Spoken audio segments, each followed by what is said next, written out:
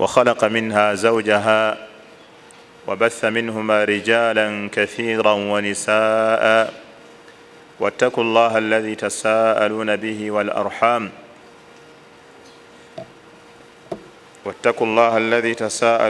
والأرحام إن الله كان عليما حكيما يا أيها الذين آمنوا اتقوا الله ولتنظر نفس ما قدمت لغد واتقوا الله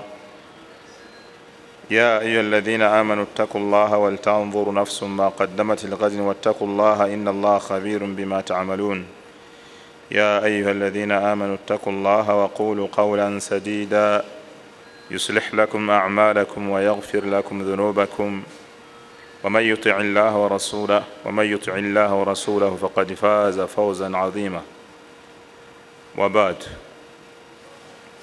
أمسينا وأمسى الملك لله ولا حول ولا قوة إلا به سبحانه اللهم إنا نسألك خير ما في هذه الليلة وخير ما بعدها ونعوذ بك من شر ما في هذه الليلة وشر ما بعدها matenda amajivuga Allah subhanahu wa ta'ala nkakasa tiyasinzibwa mu butuufu mu biriwo byonna musaba sokusasa n'emirembe ku ekitiibwa nabbi waffe Muhammadin sallallahu alayhi wasallama ne basahaba be n'abo bonna abanaamugoberera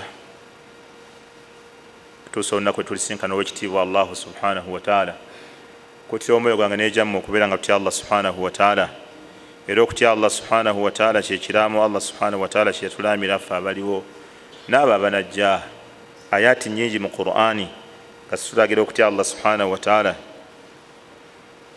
ya ayuha nnasu ttaquu rabbakum alladhi khalaqakum min nafsin wahida wa khalaqa minha zawjaha wa batha minhuma rijalan kathiran wa nisaa wattaqu llaha alladhi tasaaluna bihi wal arham inna allaha kana alaykum raqiba.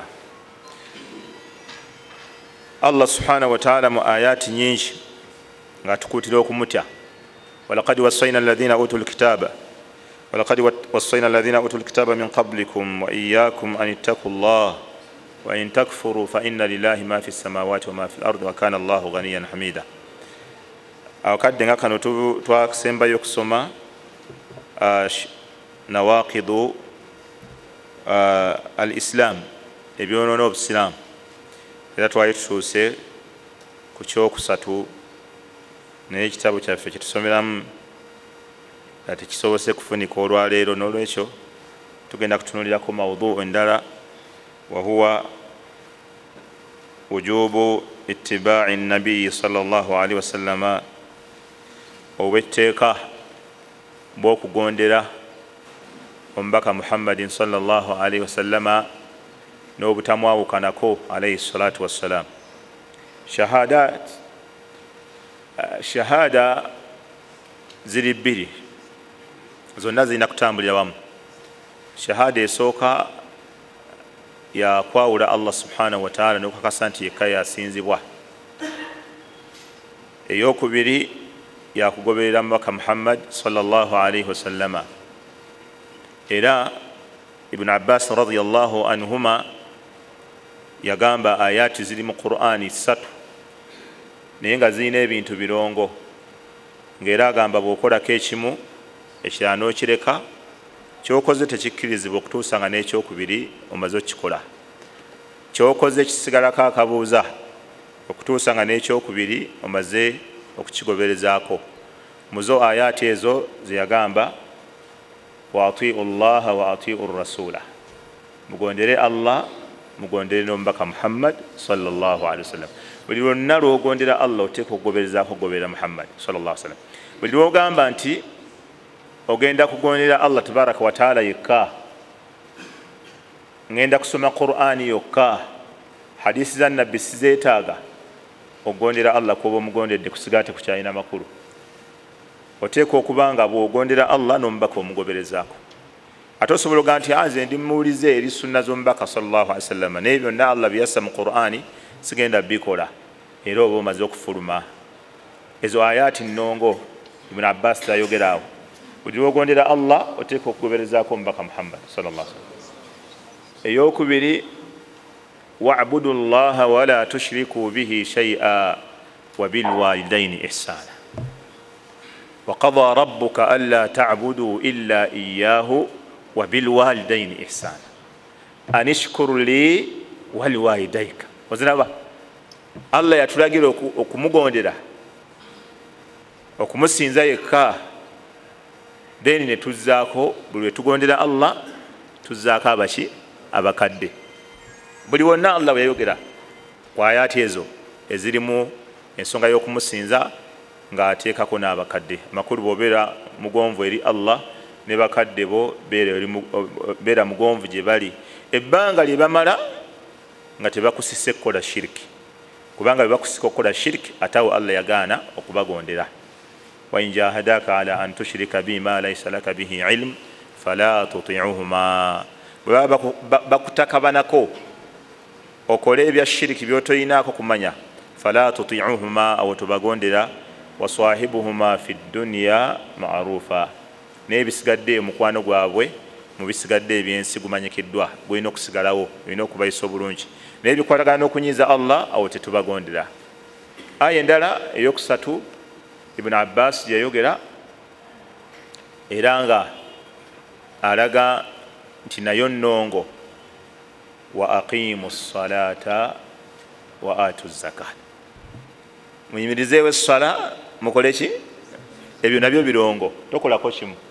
Tugaa nti nze nja kusaala nga busaazi, ezaka n'ogiwakanya, nedda.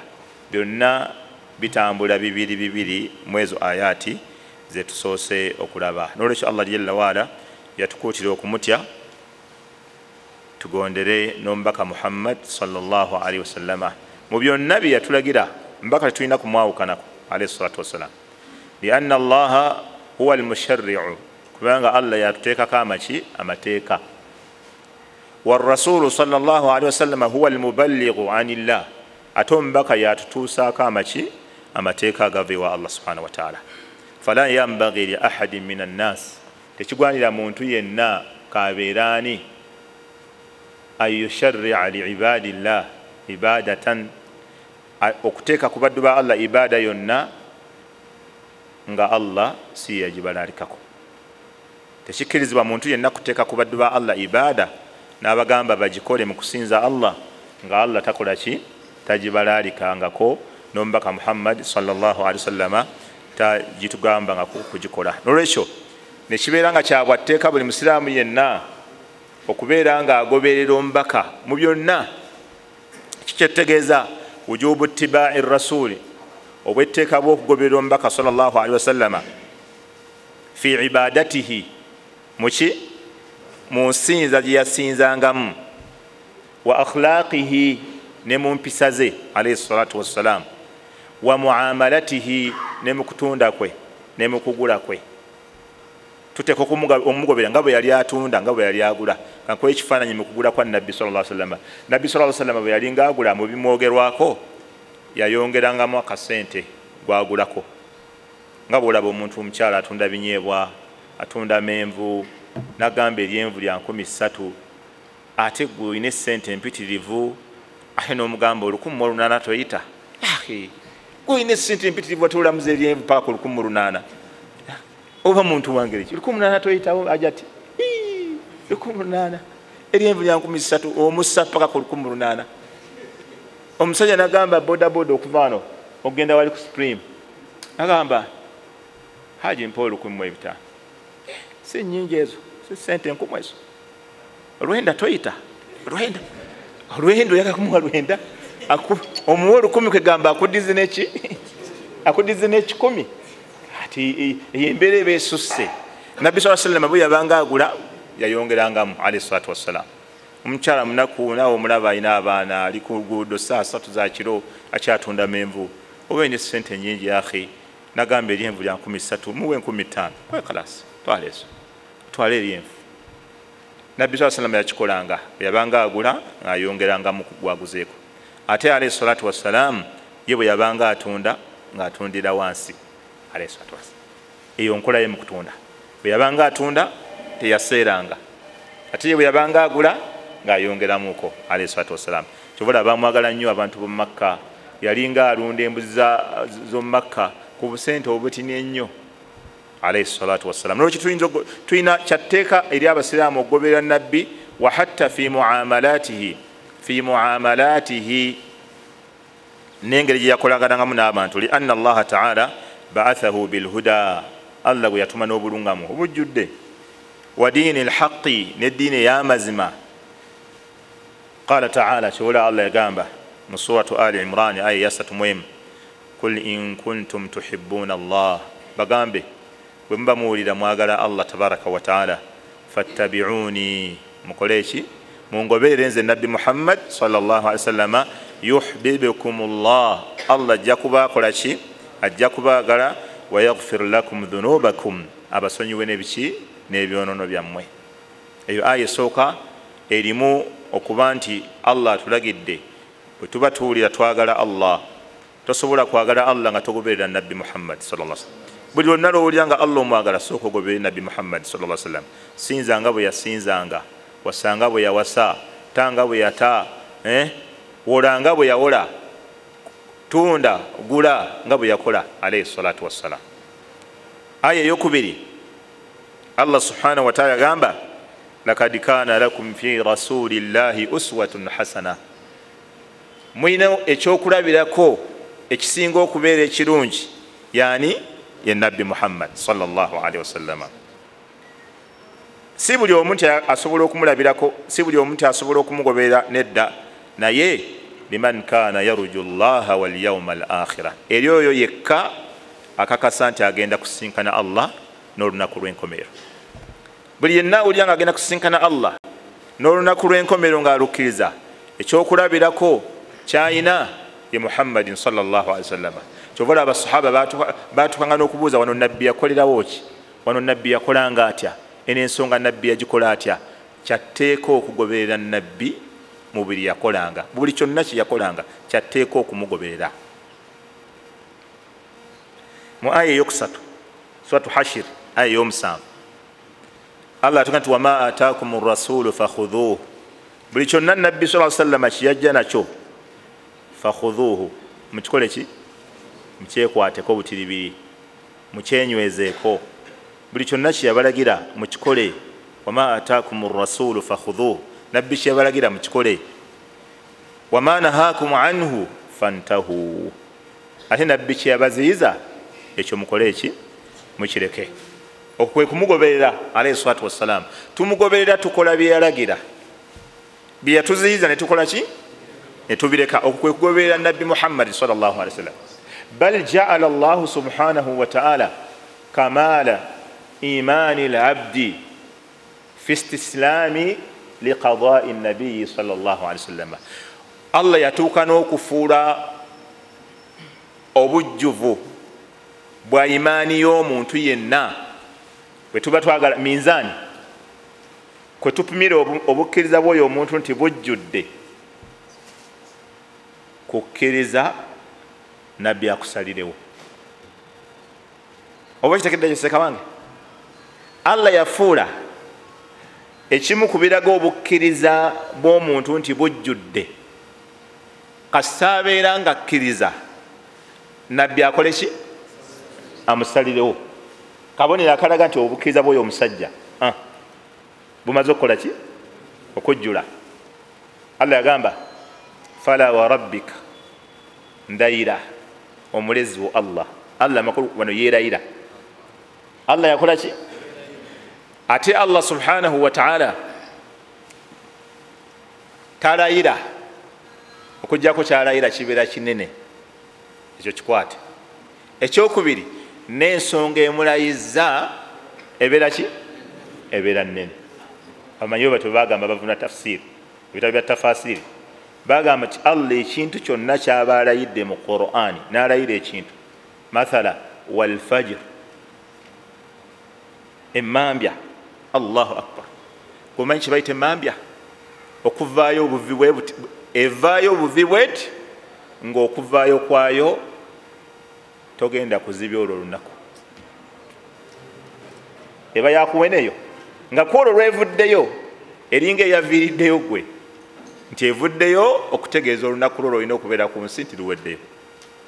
evaayo ne balangirira nti tusiibe tusaale swati fajiri, evaayo ne balangirira nti abadde ali emmere erekeraawo okusiiba kutandise mambya evaayo ne tubala ennaku olunaku luweddeko omwaka guweddeko mambya eyo walfajir allah alayidde ki emambya amakya obudde okukya emambya esala busazi abantu ne bava mu mayumba gaabwe ne babuukira amamotoka nga bw'otuulaawo butuuzi emmotoka we zituukira buli luguudo okakasa nti bano engeri gye bava mu mmotoka bwe baba balina gwe balumba adduka n'asenguka ng'emisinde gye bayingira buli omu okuyingira ekibuga oga la hawla wala quwwata illa billah waliwo n'abakyala bamu bajja nga beetisse essigiri ng'enyookera ku mutwe atambula atya watuuke mu katale ng'ateekako buteesi matooke abantu bali talina budde bunaakuma sigiri ajja ekola ki eyaka ku mutwe ng'atambula nagenda otutuuka mu bino ng'abantu ennyingira gye bayingira ekibuga bwe baba balumba muntu adduka abamu ne bava entebe loli ate ne basala nobalaba nga bayise mu bagenze bwayise ate abeewayise obalaba bo badda ntebe abava enateete bagenda jinja road abejinja road basalamu basazi badda natete noka subhanallah kiki ekiri mu nsi muno mambya yasaze nga yebakyankalanyiza abo bonna just mambya ng'ekyankalanyiza obwo ensi tekyaliyo eyo buli omu ali mubisinduka bano bali ku kyarabu kati owenateete ate okusala nadde eno jinja road nowe jinja road nadde eno lwaki buli omuntu yasigadde gyali mambya yeba yasaze nereeta akakyankalo naako konna kati allah okulayira ekintu abamanyi batafsiri baga kyalayidde kibeera kiki abala bagamba nti talayira kintu illa likathirati manafiihi okujjako allah kyabalayidde kibaamu emigaso mingi abaga nti allah ekimulayiza ekintu kyonna mu qur'ani washamsi waduhaha ebyo byonna allah kyalayidde alayira lwamu ku nsonga bbiri ekisooka allah subhanahu wataala alayira ekintu likathirati manafiihi olw'emigaso emiyitirivu egikirimu ekyokubiri lwakulaga nti ekyo allah subhanahu wataala kyalayidde kinene nnyo idhan allah yalayira wano n'agamba nti fala warabbika ndayira allah la yuminuuna tebannaba kubeera bakkiriza era tebajja kubeera bakkiriza hatta yuhakkimuuka fima shajara bainahum okutuusa nga bamaze okukulamuza ggwe ku mberebezi yonna ebeegudde wakati waabwe olwo oluganda gye luli emberebezi mugimanyi endooliito akacyankalano konna ensonga gye batakkanyizaako okusika omuguwa okubadde ebyo byonna bina bitegeeza ekintu kyekimu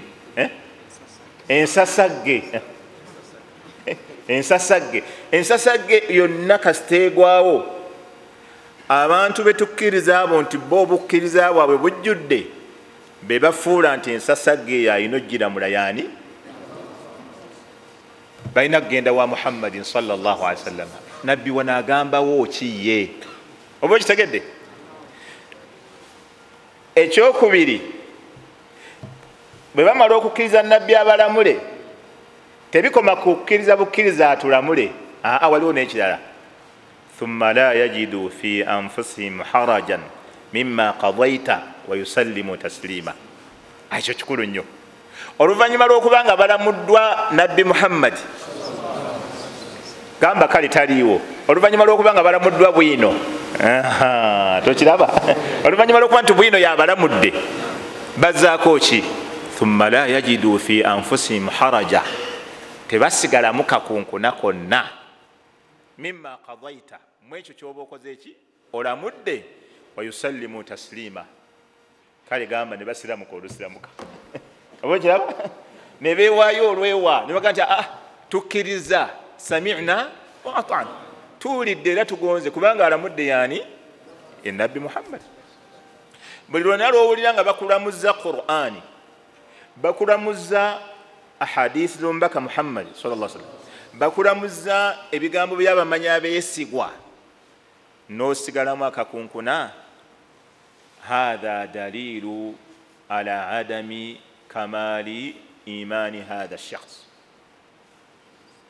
ako kabonero akalaga nti obukkiriza bw'oyo omuntu tebunnaba kukola ki tebunnaba kujjula buli lwonna lwowulira nga omuntu bamulamuzza ayat alqur'aniya wal ahadith annabawiya ayati za Qur'an ne hadisi za nabbi ng'asigala tamatidde omanya obukkiriza bwe tebunabakola ki tebunabakujjula. Ekyo Allah yakiragira Suratu Nisa ndowooza aya eyokusatu oba eyokuna naye wiiki eyagwa nagikoonako.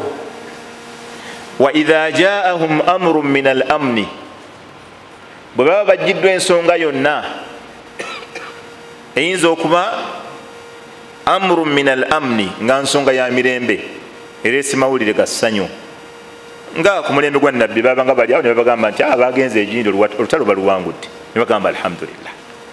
Naye nga okukiwulira Allah tabakkiriza kukyogerako wabula balina okulinda amawulire gave waani wa nabbi Muhammad sallallahu alaihi wasallam. Nga bwolaba ne mumateeka g'amagye jeno bwafa tomala gamubika ssebo gwe oba okitegedde tomala gabika jeno ng'omubika ngani oba okiraba ago mateeka bagamba gye gali mumagye. Omunene abikwamu ki munene tomala galira empukana bino gundi afudde atya bajja kubuuza era wa era kiki oyinza okubula byebanukula.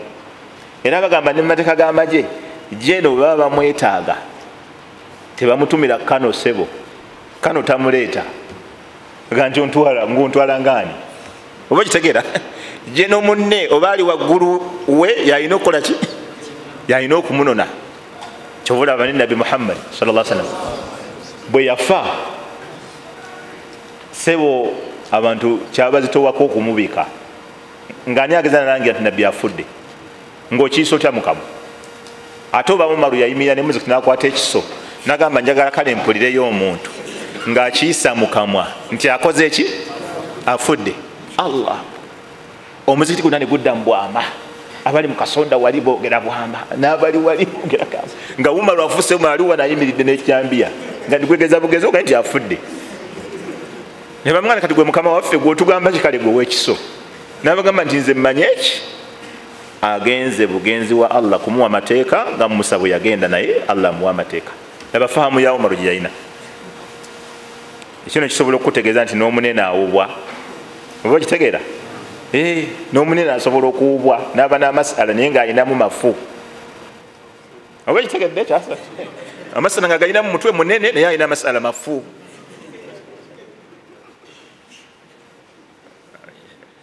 Era mwe abatuula ne musoma wallahi waliwo lwentuukaawo ne mbasaasira naye nga wallahi mulina obuzibu. Seeka asobola okujja wano ng'amenyawo ebya munne n'ayiwa bwino n'ayogera ebigambo ng'abulako katono okujjamu kanzu ate omulala najja ng'anywezaawo. Kati mmwe ne mugaba abasajja bato oba mukola mutya olwo oba olwo mubikwata mutya ng'oli ajja amenyawo ebya munne amaanyi gakozesa. Allahu akbar gaseeka tajjeemu kanzu wano omulala najja ng'anywezaawo nedda biri bye bituufu. Ati mmwe simanyi musigala mutya senga mwakwata ekigambo kyenabagamba muba muwonye. Ebimu ku bigambo nabagamba teriyo bujulizi mu Qur'ani oba mu hadisi z'omubaka okujjako ng'omuntu asobola obukyusa n'abuteeka ku kyayagala. Si bwe nabagamba naye gwe owonera ani baatukulembere yategeeranga gwe bw'otegeera awo atandika okukyusa. Ekyo kyotugamba mu basalafu kyebagamba mu eyo aya abaatukulembera kyebaategeera mu eyo hadisi. Kati omuntu asobola okuyita kati ku ssaawa zino nagamba mujje tubasomere obujulizi buli ayagala okuwulira obujulizi obunywezaawo mawuledi ajja atuule. Nze bwe mba ayisenze mubuuza kyogamba kati Jibuliru ekomyewo egenda kuleetayo obubaka obupya oba kitegedde kyogamba Jibuliru agenda kubeerawo ewammwe awo wemutuyita waliwo message empya ekoze eki kubanga obwomubaka Muhammad sallallahu alaihi wasallam Jibuliru bwe yaleetanga bo bwakola ki bwakomekkerezebwa mawulidi tekoze eki gamba terabiseemu si bwe kiri ate gwe otuyita ogamba ogenda tusomera obujulizi obulaga nti mwekola ki awo tuba tulinda kulaba ku Jibuliru ng'aleeseyo obubaka obupya wa illa bwe kitaba ekyo tumanya ekifo ekyo kibi kigenda kukyusibwamu amateeka ga Allah waliwo amateeka ga Allah gagenda okwogerwa ekifuula nnenge. Era omusiraamu aba alina kyewala ekyo ekifo aba talina nagendawo nti bagenda kusomera obujulizi nti obunywezaawo amawuledi. Jibril agenda kukoma waleeta obujulizi obupya. Oli nabbi ogenda kukibwako message. Tayib, Allah subhanahu wa ta'ala yagaa nti wa idha jaahum amrun min al-amni, abasiraamu bwe bajjirwa ensonga yonna eyinza okuba nnungi, awel khawfi oba nga erimu okutiisa, oba erimu ki okutiisa, ng'ebimu ku bigambo bye mpulira ku mimwa gy'abantu, omusajja yakyankalanyiza edduniya yonna. Omusajja yakyankalanyiza ki edduniya yonna. Ebigambo biwulira eyo mu mimwa gy'abantu nga babyogerayogera. Ekiraba omusajja yakyankalanyiza edduniya yonna. Hawla wala quwwata illa billah. Subhanallah, ebigambo abantu balina ebigambo. Imaamu omu ku baimaamu abasomesa wano alina ekigambo kya ŋŋambye naye kyewuunyisa. Ŋŋambye omusajja si musiraamu. Imaamu kyewune kakasa ye tajja kunyiiga kumwogera. Ŋŋambye omusajja aŋŋambye sina musiraamu nti maseeka wa mwoyo abakuba muyimbi awaadi y'omwaka abadde agimaze mbu yakubye heiti ekyankalanyiza edduniya yonna. Wallahi abantu balina ebigambo byewuunyisa, obiwulira naye toyinza butebu bweyo hiiti bo abantu babizizza mu birala, ffe tuli ku birala nabo bali mu birala. La hawla wala quwwata illa billah.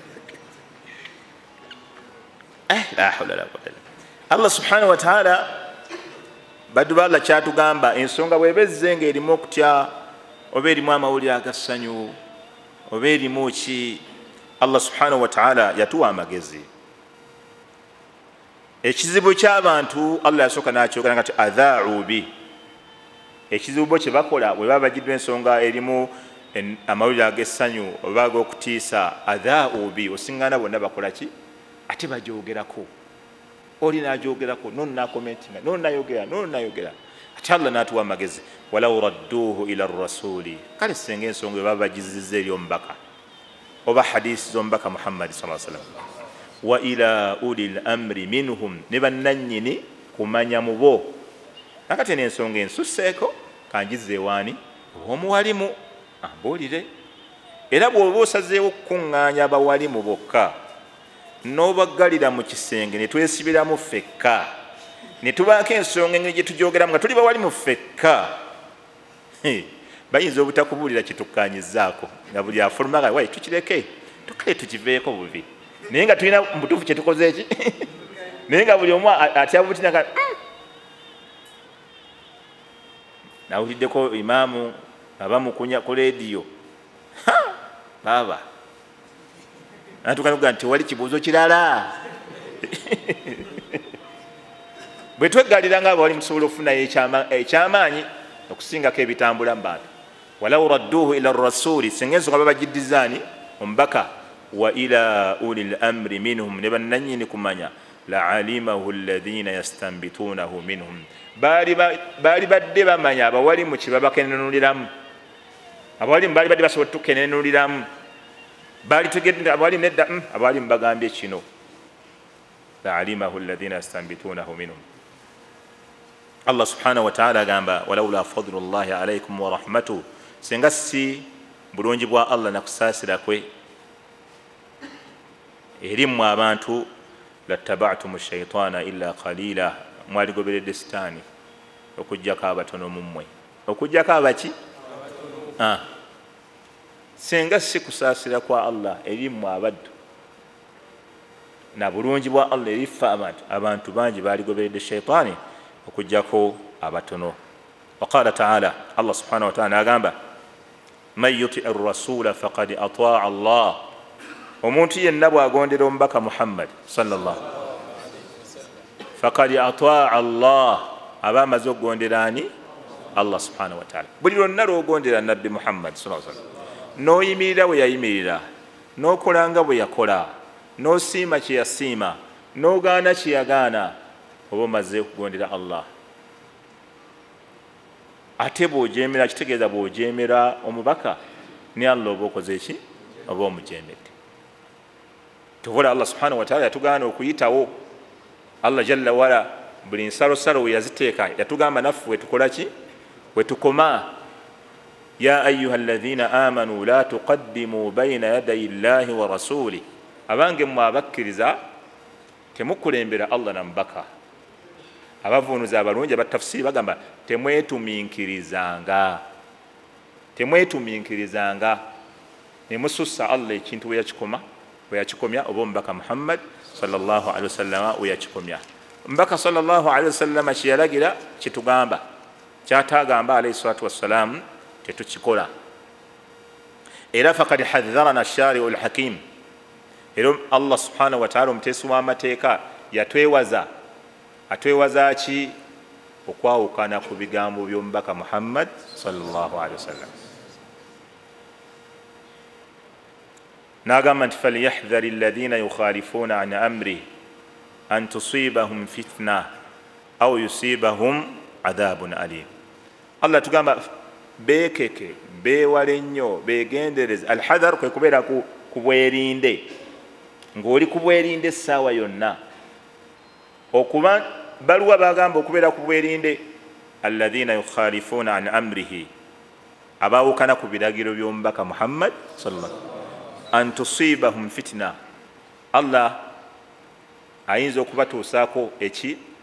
Efitina esobola obbatuukako, efitina esobola obbagwira. Mubeere ku bwerinde, buli yenna yawukana ku bigambo bya Nabbi okubeera nti fitina ekizibu saana kisobola omugwira olw'okwawukana ku bigambo bya alayhi salatu wassalam. An tusibahum fitna aw yusibahum adhabun alim, oba okutuusibwako ebibonerezo ebiruma ennyo. Lwakwawukana kuki? Ku bigambo bya mubaka Muhammad sallallahu alaihi wasallam. Nitugenda naffe byetwagala byetulaba. Eyo aya abamanyi baffe abatafsiri bagamba Allah yagissa oluvannyuma lwa gazwat Uhudi. Mbaka salawatullahi wasalamuhu alaihi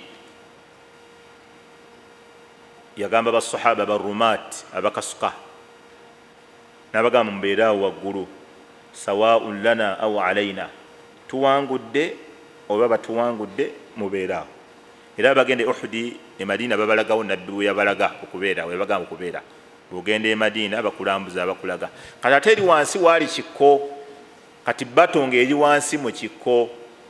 Nabbi sallallahu alaihi wasallam n'ayingira ne basahaba ne bayingira wansi ne balwana, naye nga bano abali waggulu nabo bakasuka. Kati abashiriku olw'okukasuka kw'abano abaali bali waggulu bakosebwa nnyo, ne balaba nga tebakyalinawo magezi gonna, ne badduka n'okudduka ne bagamba alhamdulillah, bano abasiraamu olutalo tukoze eki? Tuluwangudde. Kati abasajja bano bwe badduka baba bagenda okulengera bali ababadde waggulu nga beekumyemu ogutaaka basahaba bannabbi. Abamu bagamba ati tukkirire olutalo ndaba lukoze eki? Luwedde, n'okuluwangula tuluwangudde. Eyali abakulembera nabaga nti nedda, bane mujjuke Nabbi kye yatugambye. Yatugambye tubeeraawo, tuwangudde batuwangudde, tetuvaawo. Ne bamugamba nedda. Nabbi ekyabadde ekigendererwa mu kigambo kitubeere wano just kulwana lutalo tuluwangule. Kati ate olutalo tuluwangudde, ate wano tukyakolawo kitukuuma waani? Ekyo kye baakola kye bayita ta'awiiru, okutandika okukyusa ebigambo, okuvunula ebigambo. Nabbi agamba kino, gwe n'ovunulamu ki? Kirala. Allah agamba kino, gwe n'ovunulamu kirala. Ayati meka mu Qur'ani abantu ze bakyusa ne bazizza ku bo bye baagala. Ekyo bayita ta'awiiru, ye gimu ku maswaibu agali mu duniya mu umma eno. Hadisi egamba kirala, ye n'agikyusa n'agisomera ku ye kyakola ki? Kati nabo bakyusa bakola ta'awiiru. Nebamugamba nti nedda, yasi Nabbi yadagala mutubeere wano tuprotectinge ekintu kyawedde ddala batandise n'okuŋŋaanya eminyago eri wansi bakuŋŋaanya atugende nga bavaayo nga basigalawo abatonotono abasajja ne baga nti aha ekibadde kitukubya bali kati bakoze eki bavuddewo twetooloole ne bagenda wali ne basiŋŋaanawo abaali basigaddewo abatonotono ne babatta batemwako emitwe ne babafumita ne batandika okukuba basahaba bannabbi abaali wansi ne nabbi Muhammad SAW nga mwali ne bamukuba n'amannyo ge agamu ne gaatika sallallahu alaihi wasallam okutuusa basahaba lwe baamugwako ng'ali wansi ne bajja ne bamugwako mu ngeri y'okumubuutikira abaali basigadde abalala ne badduka ne bagamba olutalo lugaanyi wakutira 70 min as-sahaba basahaba bawera 7 bafiirawo kaasi mu kashi 7 n'okusoba bafiirawo era lwe lutalo olwasooka okuyigiriza abantu baziika batya abantu abangi nga bafudde mu busiraamu abaffe tubanaaza tetubanaaza tubasaalira tutya amasala gatandikiraawo olw'obungi bwabo basahaba abaafa be baali tebalabangako sobya ne Hamza muyafiira radiyallahu anhu wa ardah nabbi gwe yali ayagalanga ki awo olutalo lwali lubi nnyo lwafuukira basahaba ekintu ekizibu ennyo naye just ekyabaleetera akabasaako kwawukana ku kigambo eki mubeeraawo tuwangudde batuwangudde temukola ki bo ne bavuunula ebigambo bya nabbi sallallahu alaihi wasallam ekyaddirira lutalo kubeera lubi bagamba ibliisu yajja n'okujja mu lutalo neerangiira ne gakutira Muhammad atiddwa basahaba abala ne baawulira ekyo ne badduka bagamba bannabbi atiddwa kitegeeza ekintu tekyalina lugendo naye just kigambo kimu kwawukana ku kigambo kimu mubeeraawo kyekyo Allah subhanahu wa ta'ala kiyaga nti falyahdhari alladhina yukhalifuuna an amrihi beewale nnyo abo abaawukana ku kiragiro kye sallallahu alaihi wasallam an tusibahum fitna Allah okuba nti fitina ejja batuukako aw yusibahum adhabun alim oba okuba nga batuusibwako ebibonerezo ebiruma Allah subhanahu wa ta'ala mu aya mu suratu al-ahzab aya 36 Allah gantu wama kana lilmu'minin wala mu'minah idha qada Allahu wa rasuluhu amra an yakuna lahum al-khiyaratu min amrihi wa man ya'si Allaha wa rasulahu faqad dhalla dhalalan mubina Allah yagamba subhanahu wa ta'ala tekigwanira mukkiriza yenna musajja oba mukyala Allah bw'aba ayina ensonga gy'asazeewo n'omubaka ayina ensonga gy'asazeewo tekikukkirizibwa gwe omukkiriza okuddayo okuwa endabayo mu kusalawo kwani kwa Allah n'omubaka towandabayo Allah yagaana asoobera nga oli mukkiriza togamba nange mbadde ndaba oba mbadde nsuubira oba mbadde ndaba kino kikola abadan era basahaba bannabbi ridwanullahi ta'ala alaihim ajma'in beewalanga nnyo baatyanga nnyo omuntu ayawukana ku bigambo bya nabbi olumu nga tebaagala na kubeera naye kati Allah subhanahu wa ta'ala nabbi sallallahu alaihi wasallam yamuwa jawami'il kalim ebigambo jawami'il kalim ebigambo nga ayogera ekigambo kimu nga kibuna ki nabbi nga ayogera ekigambo kimu naye nga kirimu amakulu amayitirivu nabagambako wano nti eddiini eno nabbi waffe sallallahu alaihi wasallam yamanya nti eddiini eno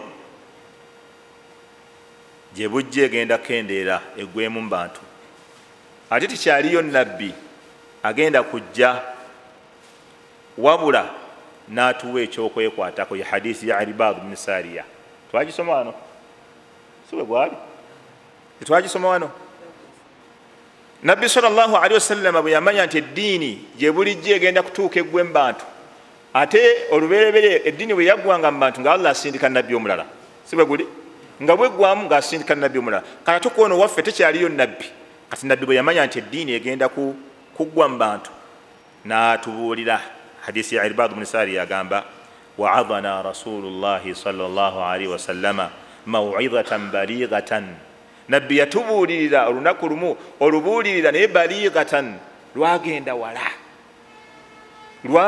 olubuuliro olwo yatubuulira okumanya lwagenda wala wajilat minha alqulub n'emitima gyaffe gyakola ki gyakankana gyatya wadharafat minha aluyun, n'amaziga negakola ki, amaaso negakulukuta amaziga olw'olubuulira nabbi lwe yatubuulirira. Faqulna, nitumugamba ya rasulallah, mbaka wa Allah, kaannaha maw'idhatun muwaddi'i, luno olubuulira lwotubuulirira nga lulinga lwa muntu asiibula. Kubanga omuntu asiibula akuŋŋaanya buli kyalaba nti kyekikulu okulamira abantu be nakibagamba. Nabaga abaana bange ekintu gundi temukikolanga. Mulimu nno ssebo ku ssaawa eyo aboogera n'abaana be baazaala ebweru. Abamu boogeramu ne be babanja. Ewa Haji Sula tubanjayo omwana. Omwana oyo omuddugavu wewaffe. N'aleka ssebo ng'akiraamye. Ewa Haji Sula tulinayo omwana. Gundi oyo gwemulaba omuddugavu ow'ebitege muganda wammwe. Ng'akirese mu buwandiike. La hawla la quwwata. Era bw'amala okufa bannyina basenga nga musajja mukulu oba oli awo n'essula naye afudde, muba muli awo nga bajja bakootakoota. Ati bakulu bannaffe ekituleese kwe kwogera ku nsonga z'omwana oyo. Mwagala ki? Bajja basenga balwanirire omusaayi gwabwe. Alimuhimu omuntu asiibula wallahi afunze ebigambo naye buli kyakubawo kiba kinene. Baana bange temukolanga kino. Baana bange ngenda naye gundi amanja. Ettaka lya gundi bannaye twalitwala mu bukyamu mulizzeeyo, si lyaffe. Gundi nkukutira okutya Allah, gundi okutasaala, afuna byabagamba. Abakyala n'abaako byababuulira, abaana n'abaako byababuulira. Kati ne bano baga nti olubuulira lw'otubuulira nga lulinga olw'omuntu asiibula, gundi yanteresa hakki ye eri mu kifo bwe kiti. Gundi tumubanja ebigambo omuntu asiibula byagamba. Mbakuutira okutya Allah. Temunsomera nga talqini nga nfudde. Talqini mugimanyi? Temuleetanga tahlili nga nfudde. Temungoberezanga emiranga, temukaabanga nga mugenda okunziika. Temungoberezanga omuliro. Intanange temugizimbangako, temugiwandiikangako. Ebyo omuntu omukulu asobola obyogera ng'agenda okufa. Ekiraba? Kati mbanga nti olubuulira nga tutulaba ng'olw'omuntu asiibula, ne bamugamba ya Rasulallah, owange omubaka wa Allah, fa awsina, baako by'otulamira. Baako by'okola ki? Ayagala okuwulira nabbi bye yalaama biibino. Yagamba ekisooka, usiikum bitaqwa Allah, mbalamira okutya ki? La hawla la quwwata. Wa hiya wasiyatu llahi lil awwalina wal akhirin. Era kyekiramu Allah kyalamira abaasookawo n'abanaakola ki? N'abanaasembayo. Walaqad wassayna alladhina utul kitaba min qablikum wa iyyakum an ittaqullah. Twalamira abo abaweebwa ekitabo abaaliwo olubereberye lwammwe nammwe okubeera nga mutya Allah. Wa in takfuru fa inna lillahi ma fi samawati wa ma fi al-ard wa kana Allahu ghaniyan hamida. Yagamba ekisooka mbalamira okutya Allah. N'agamba ekyokubiri, wassam'i, mbakuutira okubeera abawulize era abakulembeze bammwe ababatwala. Wattaa, n'okubeera abagonvu. Wa in ta'ammara alaykum abdun habashiyu, ne wanaabeera azze n'abafutubbalako okubafuga nga musajja muddugavu, yali muddu aveeyo mu Habasha mu Ethiopia, najjamu abawarabu nga yafuuse omukulembeze wammwe, oba omukulembeze owawaggulu nga gwabalondedde ng'omukulembeze, mwe mulaba nti abeerako wansi eddaala ku mmwe mu abawarabu, naye nabbi agamba nti mumugonderenga. Mukole ki? Mumugonderenga omukulembeze. Bimaana ne bwe muba nga mulaba yali badde wansi ku mmwe, mumugonderenga alayhi salatu wassalaam. Kale abakulembeze yo hadisi nga bagiteekamuuko ku supu ne tugisomesanga nnyo, ekkubiriza okubagondera. Tugiraba? Baali badde bagyagala nnyo. Nabbi yakubiriza abantu okugondera abaki? Abakulembeze. Wa in ta'ammara alaykum abdun habashiyu, naga nti wa innahu man ya'ishu minkum, oyo yenna anawangaala mummwe, fasayara ikhtilafan kathira, ajja kulaba enjawukana nga nnyingi.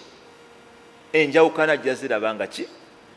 Ono ayogera kino, ono ayogera kino, seeko omu anywezaawo munne, omulala amulimbisa, omulala akaafuwaza, omulala agamba kino. Okuva edda ku Uthmani we yafa, enjawukana ne zitandika, ku Ali ne zitandika. bano bakhawariji bano si bakhawariji bano kino nadega nawangalamu mwajja kulaba enjawukana nga nyingi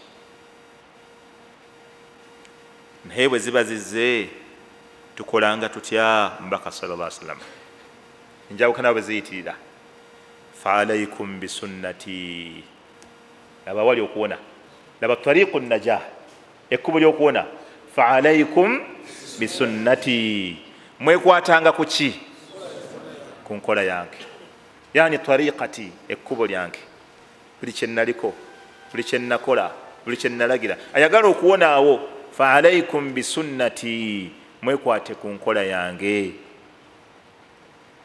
owulira ssebo si ye yokka wa sunnati alkhulafai arrashidin almahdiyin nenkola abasigire bange abalungamizibwa abali ku bulungamu abalungamizibwa bebani abubakari ne umar ne uthman ne ali enkola yaabwe naye mukole ki mugyekwate kuba nabbi yamanya nti abo tebasobola muvaamu tebasobola kuteeka mu ddiini byatataddeemu era olaba emirembe gyabwe gyonna gyawona kuba nti tegyayingiramu kakikya nabbi yabeesiga ga nti nenkola yaabo mugyekwatako era emirembe gyabwe buli volongoto gwowulira awo omunoonyawo nga takola ki nga taliiwo oba kitegedde waawona wali safe naddala abo mubeekwateko nabo enkola yange nenkola yaabo bwe yamala alayhi salatu wassalaamu n'agamba nti wa iyakum addu alaiha binnawajid enkola yange neyabasahaba addu alaiha binnawajid mugirumiseeko mannyo magego manye omuntu okulumisa amannyo amagego si gano gasobola okutendewalirwa amangu naye gano nga ge gakutte omuguwa yali akola kinaya an shiddati tamassuki biha aw alaiha yali alaga okuba obuyitirivu bw'okuje nti mugyekwateko nnyo ng'omuntu bwaluma ekintu ng'akirumisiza amannyo maki newe oyagala kukutula gakutula newe oyagala kunyweza ganyweza kugaaya gagonza muntu asobola n'okugira akagumba n'akagaaya nga yakamaze dda obulaba bamanyi baffe wali yali atusomesa sheekhe ng'agamba hatta abantu abamu bitonde ebyewuunyisa abantu abamu balwala naye nga bo bebeerwazizza kubanga abamu bagamba nti omuntu okugaaya ekintu waliwo emirundi gy'engaaya gy'alina okugaaya kituuka okubanga kiri seefu okugenda munda mu lubuto naye abantu abamu mabugaati ezo engaaya tebaziweza agiramu ebiro noga omusajja nga gwakyagaaya essowaani kunakulaba gituuse wakati so gano amannyo allah yagateekawo ng'abasirikale abalina okwaprovinga nti kati kino kituuse okgenda kiri swalih linnuzul kikirizibwa okukka mu lubuto naye amannyo abamu tagawana kyansi yaago kumalayo begalina kukola agiramu ebirya akababeno nga akakkiriza ebyenda bineekolako bineekolako yake eno binafa okusinga wano wewamaanyi eno ye security y'ebyenda ate togiwa mulimu gwayo oyagala security kiyitewo buyisi era ogenda okuwulira ekiro nga ate haja olubuto terumukutte ekyenda kyesibye abaana ne bamwetoololaawo ne bamugjamu ekisaati ne batandika okumuwujja tetufunye obuzibu wano kiki haja emmere emukutte ng'ekyenda kikutte kumbe yabadde alya bubi nindya nabbi saa sallam yatuyigiriza okulya obulungi alayhi salatu wassalaamu nabbi yatugamba nti mwekwate ku sunna zange olukwata ng'omuntu lwakwasa amannya amaki amagego n'agamba wa iyakum wa muhdathati lumuri mbeewaza ensonga zonna empya ezireetebwa mu ddiini mbeewaza ebintu ebipya ebikola ki ebireetebwa mu ddiini wa iyakum wa muhdathati lumuri mbeewaza ensonga ezireetebwa mu ddiini fa inna kulla muhdathatin bid'a kubanga buli kintu kyonna ekipya ekijja mu ddiini kuba kuzuula mu ddiini wa kullu bid'atin dalaala ate buli kizuule kyonna buba buki bubuze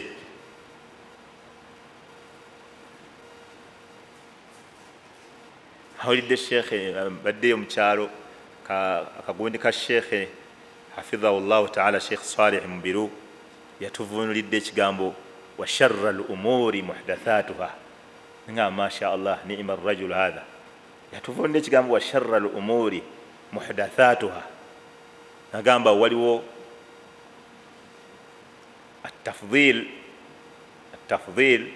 tafdhil kubaako kyosukkulumya nekyebasukkulumizza naye mu nsonga zonna nange nkootinga ye kati nga naye bwe yabadde akootinga nze nkootinga bigambo bya Seeka Swalihi yagambye mu nsonga zonna ensonga esinga okubeera embi bid'a si bwe yagambye according to him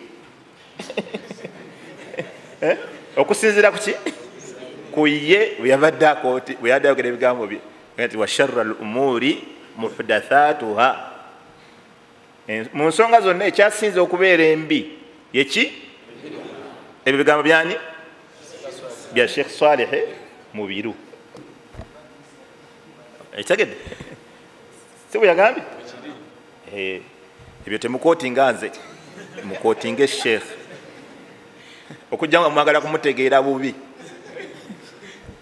ebyo bigambo bya Sheikh Nabbi sallallahu alayhi wa sallam n'atwewaza ebigambo ebiki ebizuule mu ddiini naga nti buli kizuule mu ddiini kyonna buba bubuze rawahu Tirmidhi wa Abu Dawuda rawahu Abu Dawuda wa ghayruhu Sheikh omumanyi we yali ayogera ku hadisi eyo nti wa kullu bid'atin dhalala ekigambo nti buli kizuule buba bubuze sadarat min afsahi al-khalqi kyava mukamwako asinga ebitonde byonna okuba n'olulimi olulikiriya omanyi omuntu alikiriya mbyayogera yagamba kyava mukamwa ka nabbi asinga okuba nga ebigambo bibirikiriya nnyo naga nti wa ansahu al-khalqi era omubuulirize asinga okubuulirira mu bitonde byonna naga nti wa a'lamuhum bil-lughati al-arabiyya ate nga yabasinga n'okutegeera olulimi oluki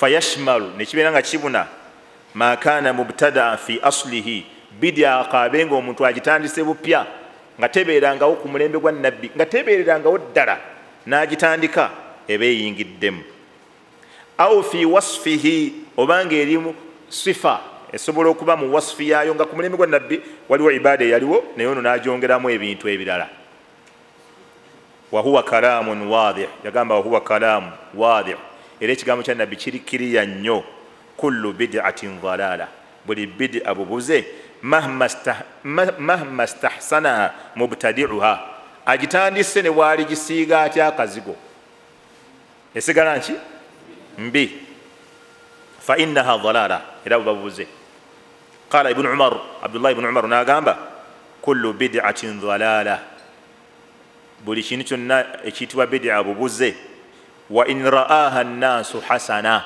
abantu bonna ne bakiraba nga kirungi ekigambo kya Abdullah ibn Umar buli bid'a ki bubuze abantu bonna ne banakiraba nga kirungi kyovola abasahaba ban nabbi Muhammad sallallahu alaihi wasallam bali bewalanga nnyo bali bateekanga nnyo ebigambo bye mu nkola alayhi salatu wassalam ngera bewala nnyo okumwawukanako alayhi salatu wassalam ahadisi nyingi wano tujja kuziraba ne tetuzimaze lwali tujja kuzongerezaako ngaobulamu we buli biidhnillah lumu nabbi saa salama yatula ku mimbali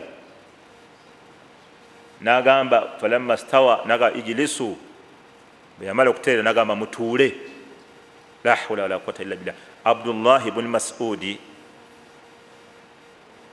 yatuula wali ku mulyango ng'akyalina bweru asaya buli kigambo mutuule wali we yali ajja mu ttaka n'atuula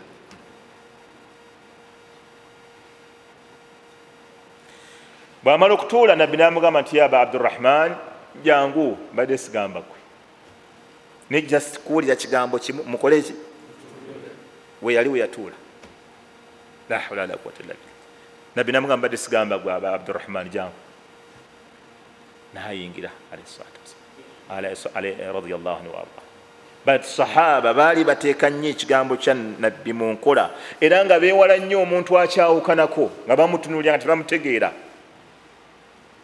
nga tebamutegeerera ddala okuwulira nti ayawukanye ku kigambo kya nabbi Muhammad sallallahu alaihi wasallam. Ekyokulabirako lumu Ibn Abbas radiyallahu anhuma ye ne taata we yali e Makka n'agamba abantu nti mukkirizibwa okukola tamattu'u. Tamattu'u kyeki? Okukola umra n'ogoberezaako ki? Hijja. Timukkirizibwa obikola. Kaakati kyebaava bamwanukula. Bamwanukula mwalimu ne sahabi gwe baali bayita Abdullah ibn Zubair. Ne bamugamba nti Abubakari ne Umaru baagaana abantu okukola tamattu'u. Oba owulidde ekigambo kye bamugambye? Ye abagambye nti mukole tamattu'u, nabbi yatukkiriza ogikola. Oba owulidde? Bo ne bamuddamu ne bamugamba Abubakari ne Umaru bakola ki? Kakati nabbi sallallahu alaihi wasallam agamba ekintu ne wabayo n'abamanyi ne bagamba. Kakati nabbi na Abubakari ne Umaru. Oba kitegeera? Nabbi n'abamanyi. Nabbi Abubakari ne Umaru. Kati Abubakari ne Umaru be bamanyi. Oba kitegeera? Kati ono Ibn Abbas abagamba nabbi agambye kino. Bo ne bamuddamu nti nedda abamanyi baffe bo bakola ki? Jjukira abo ate bagamba awamu n'okuba nga nabbi yakkiriza okwekwata ku nkola zaabwe, nabbi yakikola ki? Naye wano owulira Ibn Abbas yebaddamu yagamba yushiku an tanzila alaikum hijaratun min as-samaa. Yagamba kabulako katono, kabulako katono, obudde buleebaleeba Allah subhanahu wa ta'ala oguyinja okubeera indiggulako nga guvudde mu ggulu gubazikiriza. Wabula katono nnyo nnyo oguyinja gubeera indigguleko guve mu ggulu gubazikirize mwenna musaanewo. Lwaki abagamba ekigambo ekinene ekibatiisa n'abawa ensonga? N'abaga nti aqulu lakum, bagamba qala rasulullahi sallallahu alaihi wasallama, omubaka yagamba watakuluna qala Abubakari wa Umaru, nammwe ne munziramu nti Abubakari ne Umaru bagamba. Olabye oli ayinza okulowooza nti abanafuyiza, naye amanyi nnyo kiima yaabwe n'okusinga bayogereramu. Amanyi fadulu ya Abubakari ne Umaru, naye wano atabuse abagamba nti mbagamba nabbi yagamba, nammwe ne munziramu ebigambo byani? Mbu Abubakari ne Umaru nabo bagamba. N'agamba omumanyi wa hadisi bwe yali annyonnyola hadisi yagamba nti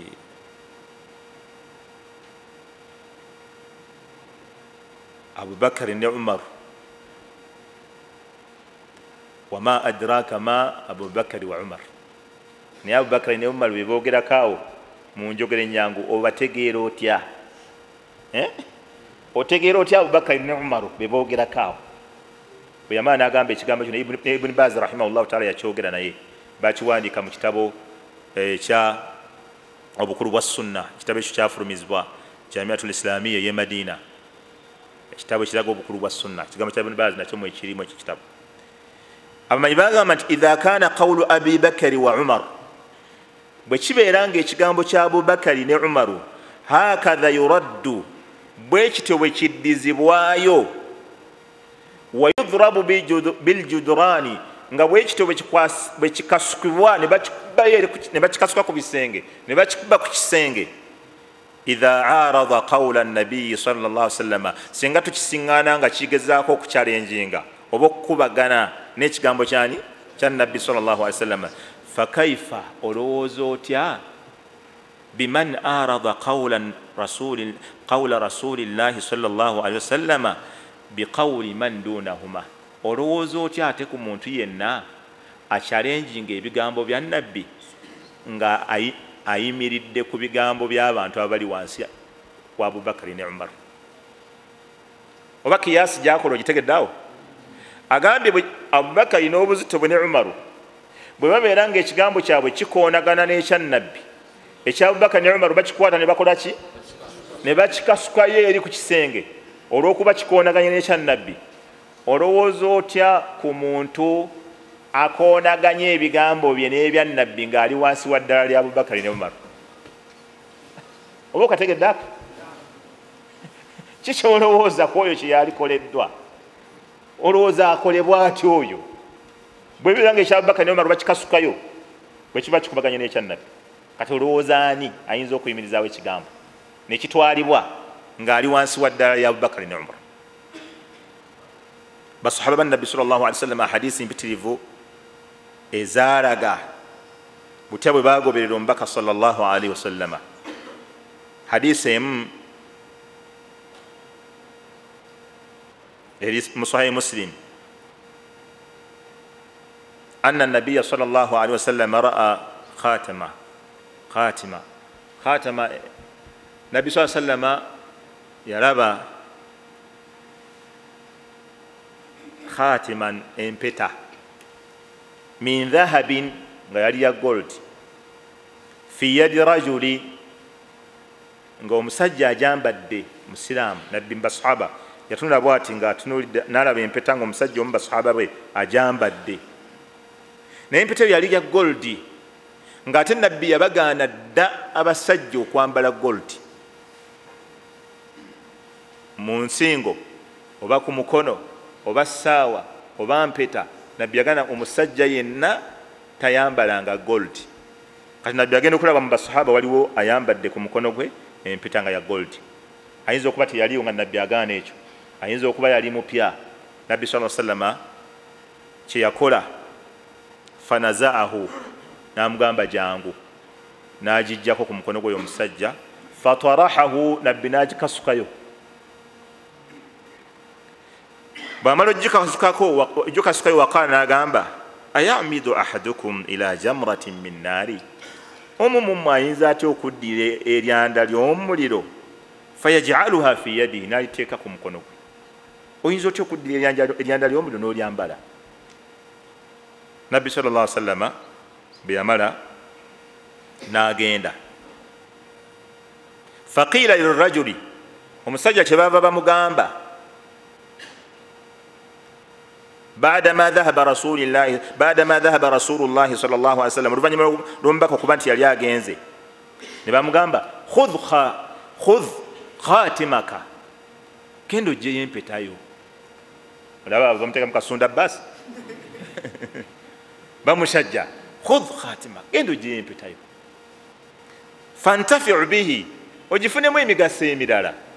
Olaba osobola ogiwa omukyalawo kubanga abakyala bakkirizibwa, osobola ogisaanuusa n'ogyamu ssente n'ozitunda, osobola ogikozesaamu emigaso emirala.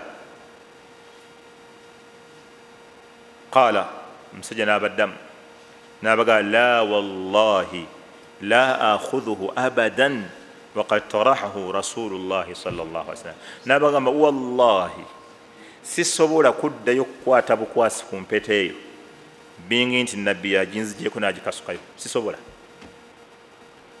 Laba shiddatul mutaba wal imtithal li awamiri rasuli sallallahu alaihi wasallam. Laba engeri basahaba gye bagoberera n'okwekwata ennyo ku bigambo byani by'omutanda Muhammad sallallahu alaihi wasallam. Hadisi endala, hadisi ya Abdullah ibn Umar. Abdullah ibn Umar lumu aba ali ku mimbali asomesa, kyeyava agamba la tamna'u ima Allahi masajid Allah, abange temugaananga abakyala okujja mu mizikiti, abazaana ba Allah temubagaananga okujja mu muzikiti. Wa fi riwaya endala qala Bilalu bun Abdillah ibn Umar, mutabani we kyeyava amugamba, mutabani we yali mbatudde, n'amugamba nti lanamna'ahunna, tujja bagaana. Abagambye nabbi yagamba abakyala mubakole ki? Mubaleke bagye basaale. Kati Abdullah ibn Umar Bilalu ye mutabani we nga taatawo, nga taata embeera yakyuka. Ku mulembe gwa nabbi byali birala, abakyala be tulina balala, omulembe gwakyuka. Fa aqbala alayhi, kyava amukyukira n'atunula gyali. Fasabbahu sabban ما سمعته يسبه مثله قط.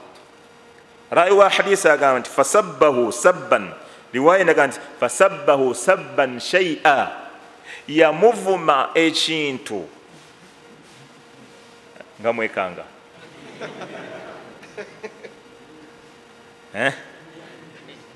فأقبل عليه نامولكلا عبد الله فسبه سبا شيئا يمuvuma ekintu ما سمعته يسبه مثله قط. simuwulirako ngaakivumya omuntu yenna. bannaye alabika yamuvuma kinene. olaba rawi wa hadisi yakisirikira yaga sabbahu sabban shay'a yamuvuma ekintu. simuwulirangako ngaakivuma omuntu yenna. bwe yamala waqala namugamba ukhbiruka nkugamba an rasulillah nga byenkugamba biva ku nabbi wataqulu lanamna'ahunna nonziramu mugenda bagaana. Bilaalo n'atereera nadda mu layini naga muzeeyi ajenjala kubikwatagana ku nabbi tebawulira muntu yenna ng'ayogera ekigambo ne bamulekera basahaba bannabbi engeri gye bamwekwatako engeri gye bamwagala ennyo. hadithi endala ما جاء في البخاري إمام البخاري أن عبد الله بن مغفل رأى رجلا يلبو مسجى يحذف nga akola hadhfu kubeera kuteeka kantu mu ngalo n'okakuba akayinja. teeka akayinja mu ngalo bwoti n'okakuba muzannyo ng'olya kati ono Abdullah ibn Mughaffal nalaba omusajja nga yahdhifu ba akayinja bwati n'engalo. bwamulaba nga akuba akayinja ako n'amusomesa n'amugamba faqala lahu n'amugamba la tahdhif todayo kuba kantu ako tokuba kayinja ako fa inna rasulallahi sallallahu alaihi wasallama naha anil hadfi au kariha au kana yakrahu alhadfa. nabbi yali akayinja ako akagaana okukakuba oba kale nga akatamwa. waqala era yali nga agamba innahu la yaqtulu sayda tekasobola kutta kintu kyoyigga. tosobola kukayigisa kintu ti bw'onooyiga okukakuba lumu ojja kulaba eŋŋamiya nga eyitawo oba eki engabi okoleki ogikubisa akayinja ekoleki tekatta kintu kyoyigga. n'amugamba wala yankau l adu tekasobola kulumya na mulabe tekasobola kukosa mulabe nti oyiga kukakuba mbwoyiga okuba sabbaawa ekiwundu ojja mukuba afe. tekatangira na mulabe bw'oba oyiga okukakuba. nabbi n'agamba wala yankau l aduwa wa innahu yafqau l aina naye ate ekizibu kyekayina osobola okukakuba ne kakuba omuntu ne kajjamu eriiso. dy eriiso kasobola odikosa eriiso ly'omuntu osobola okuba akayinjako ne kakola ki ne kalijjamu. wayaksiru sinna kamenya n'erinnyo omuntu asobola okukakuba erinnyo ne limenyeka. thumma ra'ahu yaudu dhalika yahdhif thumma ra'ahu waayitawo ebbanga agenda okumulaba azzeemu era akakuba. faqala lahu n'amugamba uhaddithuka an rasulillahi sallallahu alaihi wasallama nkubuulira ebigambo okuva ku nabbi annahu naha anil hadfi yagaana okukuba akantu ako au kariha alhadfa oba yakatamwa wa anta tahdhif ate noddamu era okyakuba akantu ako.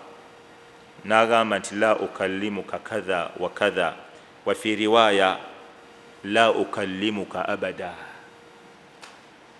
n'amugamba siriddayo kwogera naawe obulamu bwange bwonna.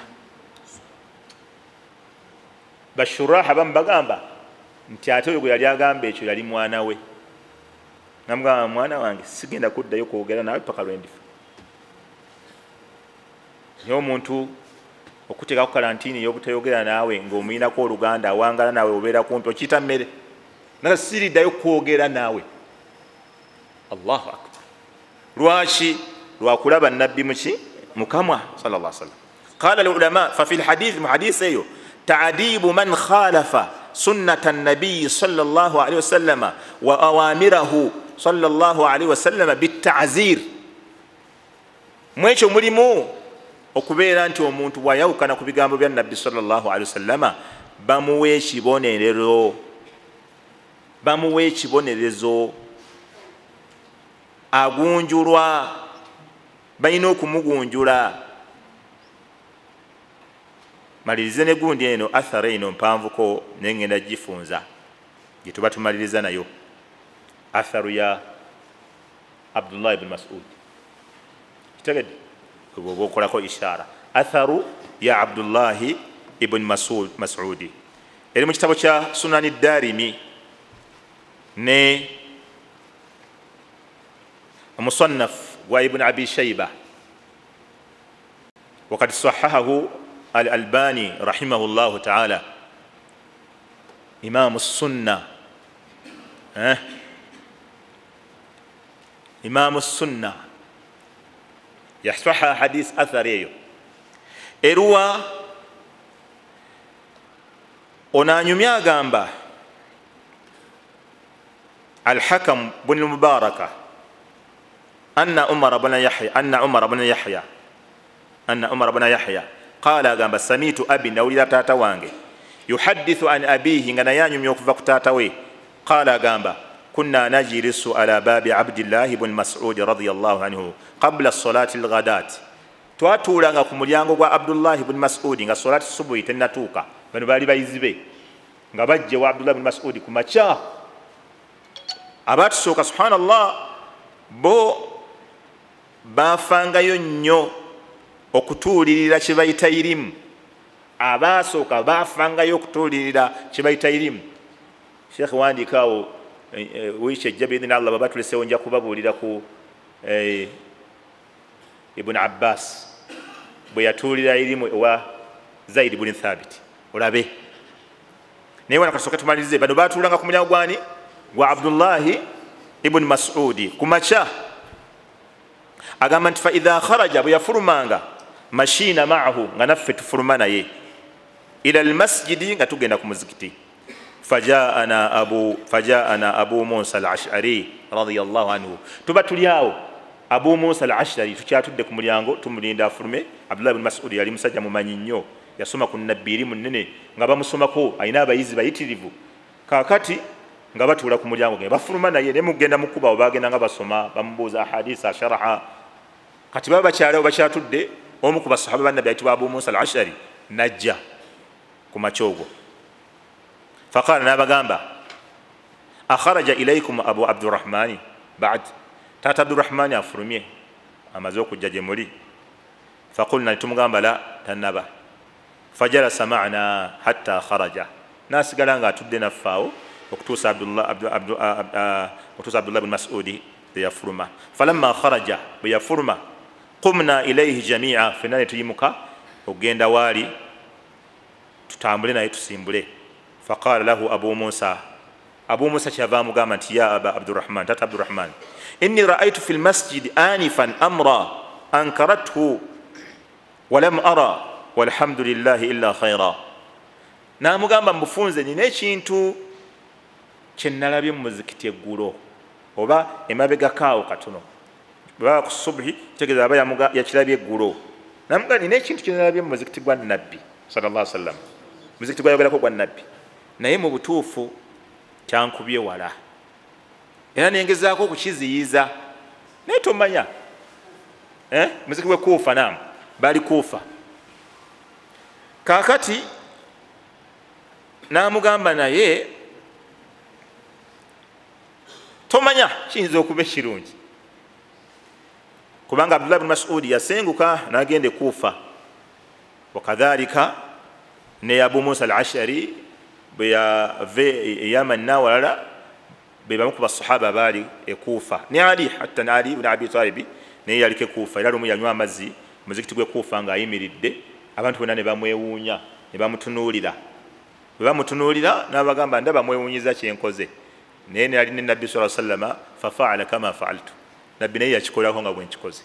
Ne bakakkana ye irimu kasa yayiwayo nabbi, ne bawummuza effujjo lye baali batandise okuleeta nga balaba mwewuunya kyenkoze. Naye nali ne Nabbi sallallahu alayhi wa sallam naakola nga bwe nkoze.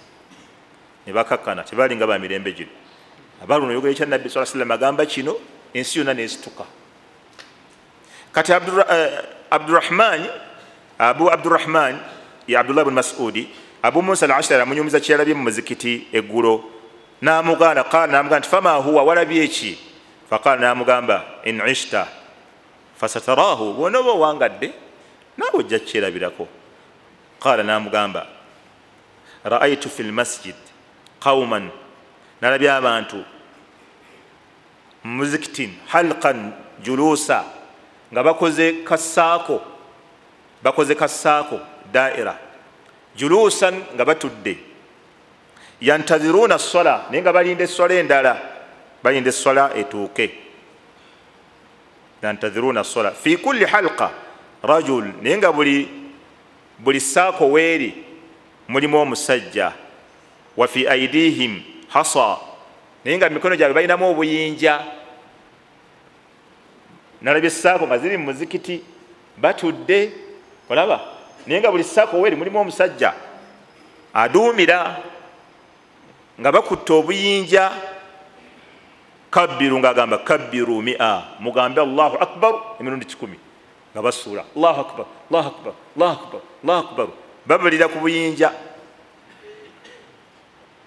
fayukabbiruna 100 nga bagamba allahu akbar emirundi 100 fayaqulu hallilu 100 omusajja oyo alyamu aduumira nga kati mugambe la ilaha illa llah la ilaha illa llah la ilaha illa llah la ilaha illa llah la ilaha illa llah la ilaha illa llah mirundi emeka 100 fayuhalliluna 100 era nga 100 bakiyiwawo abakireeta kati bwe yamubuulira ebyo qala namugamba nti famadha qulta lahum kati wabagambye eki bwolabye nga bakola ebyo wabagambye oti kiki wabagambye ngaolaba bakola ebyo ebikolwa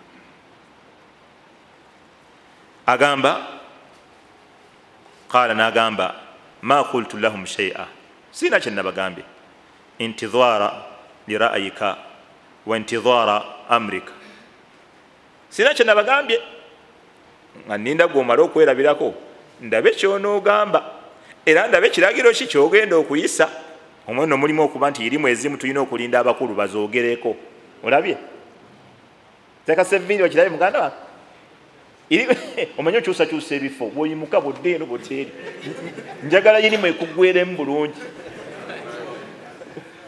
bwebo bajja okubuuza ti senjera yabyogereddewo nga tosobola bitebya owulira irimu ezimu zirina okulindwa abakulu bakole ki bebaba bazoogerako ffe abato nga ffe tuwulirize tumanye nti natambula nakino naye buli lwonoyagala buli irimu ogyogereko ojja kweretera akabasa ojja kwogera ekigambo kikulakira enkeera bagegwa kyogera nti wallahi nakyogera naye nga bwomanyi munziriremu tukuddiremu yakiyogera byokakasa ng'ojja kiyimirirako enkya n'olunajja paka ku kabuli nti ekyo kyenayogera kyekyo naam kati agamba nze saayogedde kigambo kyonna nalinza ojja okole ki weerabireko era ndabe kiki kyogenda okugamba basajja bali mu kutendereza allah la ilaha illa llah allahu akbar tebali ku kirungi bali ku mulimu mulungi bali mu kutendereza allah bali mu la ilaha illa llah agamba ibn masudi afala amartahum an yauddu sayiatihim kale singa wabagambye obudde bwebamala nga bakola ebyo babalemu bubazi bibi bye bakakola mutuule mubale bubazi bibi mwakakola nakola kino nekino nekino nekino singa kale wabagambye nti mubale ebibi byammwe bye mwakakola abali ku la ilaha illa llah abali ku takibira bokyusa obagambye nti mubale ebibi byammwe la hawla wala quwwata illa billah abdullah ibn masudi yali musajja mukambwe kale singa mutuulawo ne mubala bubazi bibi bye mwakakola mubale mu bibi byammwe la ilaha illa llah agamba afala amartahum an yauddu sayiatihim wa dhamanta lahum alla yadhi'a min hasanatihim era nobawa garanti wali badde bawa garanti nti mu birungi byammwe bye mukoze tewali kijja kubula ewa allah tewali kijja kubula temutawana na kubala buyinja subhanallah 10 la ilaha illa 10 ebirungi tewali kijja kubula wabula ebibi byammwe mubale bubazi kubanga mwebaka na luzaala baabyo agamba thumma madha wa madhaina ma'ahu natambula okugenda eri omuzikiti naffe ne tugenda naye hatta ata khalqahu min tilka alhilaq fawaqafa alayhi ne tugenda natuuka emu ku ssaako ze baali bakubize ezo zitendereza nayimirira we bali faqala ma hadha alladhi araakum tasna'un nababuuza nti abange mukola ki kyekyo kyemukola mukola ki ekyo qalu ne bamugamba ya aba abdurrahman tata abdurrahmani hasa buyinja nauddu bihi takbir watahlil watasbih bwe tukozesanga tubala allahu akbar alhamdulillah subhanallah just buyinja tubukozesa nga tubala ebintu entenda zetutendezemu allah qala agamba nti kyababaga nti fa'uddu sayiatikum mubale ebibi byammwe nga kye yali amugamba oli okukola ye yajja nakyekolera mubale ebibi byammwe fa ana dhaminun nze ndi garanti yammwe alla yadhi'a min hasanatikum shay nti ebirungi byammwe tewali kijja kubula nabaga nti wayhakum naye mubadde ki mwabaki mmwe ya ummata muhammadi abange mwaba umma ya muhammad nagamba ma asra halakatkum nga muzikiridde mangu ng'okuzikirira kwammwe kutandise mangu nga mukedde okuzikirira naga nti haulai sahabatu nabiyikum sallallahu alaihi wasallam bano bamasahaba bannabbi wammwe mutawafiruna bakyaliwo wa hadhihi thiyabuhu lam tablu n'engoye za nabbi zennyini zeyambala tezinnaba na kuvunda wadde okuyulika wa aniyatuhu lam tuksar n'ebyombo essowaani ze ebikopo mwe yaliiranga tebinaba kwasibwa tebinaba kwatika nabyo byennyini bikyaliwo walladhi nafsi biyadihi nagamba ndayira allah waniridde omwoyo gwange mu mukono gwe innakum la ala millatin hiya ahda min millati muhammadin sallallahu alaihi wasallam kirabika mmwe enkola gye muliko nungi nnyo okusinga enkola nabbi muhammadi gye yaliko obwire kyabagamba kirabika mmwe enkola gye muliko ku ssaawa eno kire muliko ibaada eno gye mutandiseewo enkola eno gye mutadde mu ddiini erabika nungi nnyo okusinga enkola muhammadi sallallahu alaihi wasallam gye yaliko aw muftatihu baba dhalala oba si ekyo mugguddewo omulyango gw'obubuze oba si abatudde abali ku dhikiri abatendereza allah abagamba la ilaha illa allah abagamba subhanallah oba okiraba abagamba allahu akbaru abdullah masula kati enkola eno gye muliko eyo immejo gye muliko kirungi nnyo okusinga nabbi kye yaliko ne basahaba be bwe kitaba ekyo mugguddewo baaba dhalala omulyango gwaki gw'obubuze kyava abagamba qaalu ne bamuddamu nabo ne bamugamba mu ngeri y'okwewozaako ngeri abo batera okukola